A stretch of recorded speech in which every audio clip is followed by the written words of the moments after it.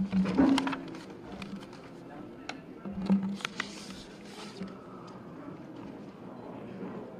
को नमस्कार।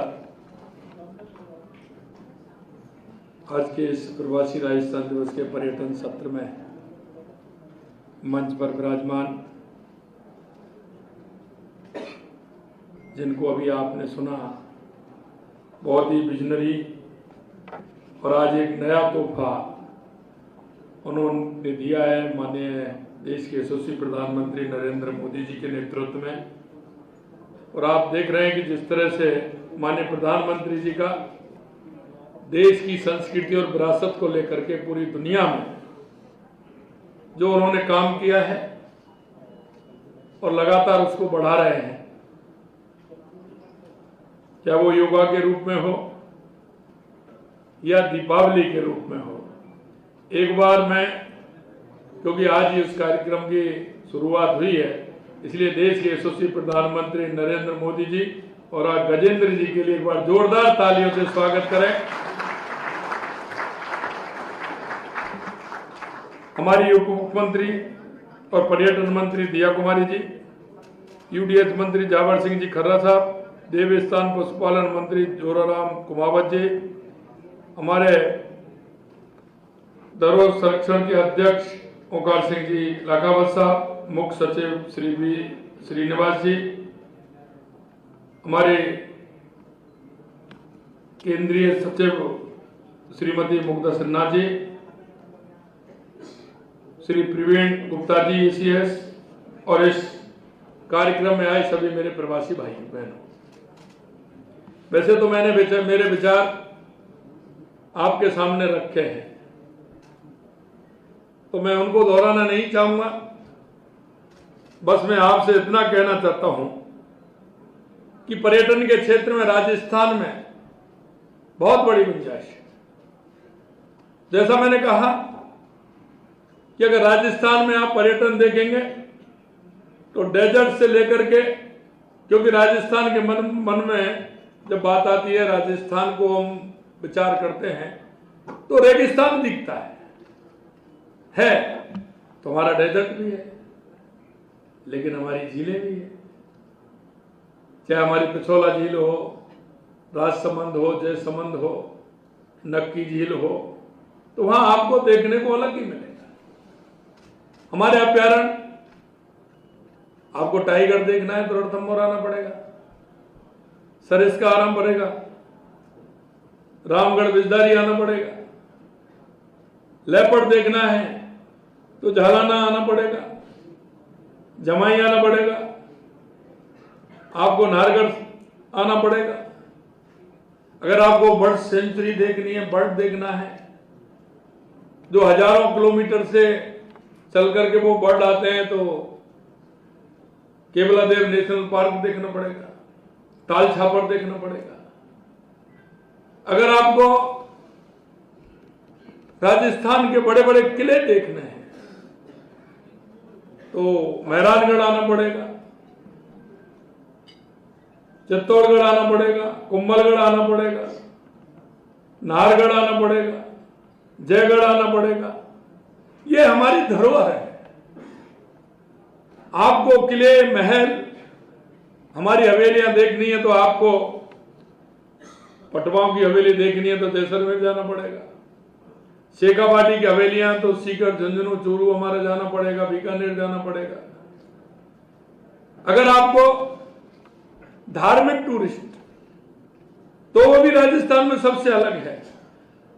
हर 25 kilometre, 30 kilometre पर आप खाटू श्याम के दर्शन करने तो आपको आना पड़ेगा, सालासर जी, हनुमान जी के दर्शन करने तो आना पड़ेगा, शाकंभरी माता के दर्शन करने हैं, दादी सती के दर्शन करने हैं, करणी माता के दर्शन करने हैं, तनोट माता के दर्शन करने हैं, तो आपको राजस्थान।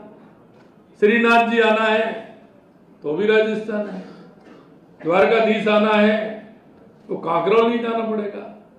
अगर आपको सामरिया सेठ के दर्शन करने हैं तो चित्तौड़ आना पड़ेगा, त्रिपुरा सुंदरी के दर्शन करने हैं तो बांसवाड़ा आना पड़ेगा, सीता माता अभ्यारण्य देखना है तो प्रतापगढ़ जाना पड़ेगा, मेहंदीपुर बालाजी कि दर्शन करने आपको दौसा जाना पड़ेगा, और गिरिराज गोवर्धन जी के दर्शन करने तो आपको भरतपुर जाना पड़ेगा। इतना बड़ा धार्मिक टूरिस्ट भी हमारा है।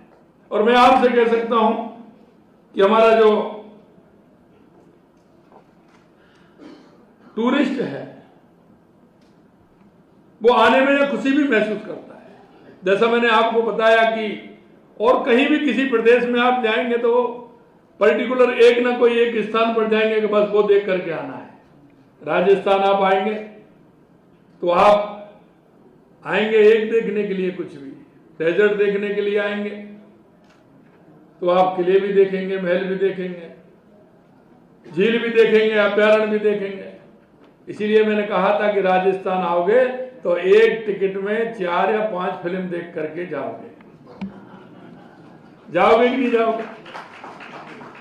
तो मेरा आपसे आग्रह है, आपसे तो मैं प्रवासी भाइयों से आग्रह कर रहा हूं, आप तो साल में 2 बार आना ही आना है, लेकिन उन सभी को लेकर के आना है। अगर आप इस बात को बताएंगे तो निश्चित रूप से बहुत बड़ी संख्या में हमारे राजस्थान पर्यटन की दृष्टि से बहुत ही महत्वपूर्ण है। और हम चाहते हैं कि इसकी दूरियां भी कम हो, तो इसके लिए भी लगातार हमारी सरकार काम कर रही है। हमने भारतमाला दिल्ली मुंबई कॉरिडोर तो है ही, लेकिन हमने हमारे हाईवे भी हैं, लेकिन हमने 9 ग्रीन फील्ड इसलिए लिए हैं कि आपको किसी भी प्रकार से जाने में परेशानी नहीं हो। आप राजस्थान की हम नजदीकी कम कर रहे हैं कि अगर हाईवे पे जाओगे तो आपको समय कम लगेगा, उसके लिए भी काम कर रहे हैं। हमारे आपने देखा एयर कनेक्टिविटी हमारी बहुत अच्छी है। हमारी अगर हम रेलवे की बात करें तो लगातार आप देख रहे हो रेलवे में भी हमारे सभी स्टेशन, हमसे पहले मैं तमिलनाडु जाता था या महाराष्ट्र में कहीं पुणे या मैं जाते थे या हैदराबाद जाते थे तो रेलवे की बड़ी मांग रहती थी। अब आप देख रहे हैं सभी जगह से कनेक्टिविटी पूरी है, पूरी तरह से कनेक्टिविटी है। इसलिए मैं आपसे कहना चाहता हूं कि आप पर्यटन की दृष्टि से राजस्थान से अच्छा कोई भी प्रदेश नहीं है। और मैं इस बात को भी कह सकता हूं, हमारी जो ये विरासत है, चाहे हमारे किले हों, हमारे महल हों, चाहे हमारे हवेलियां हों, ये हमारी विरासत है। इसे हम सजोने का काम करना है।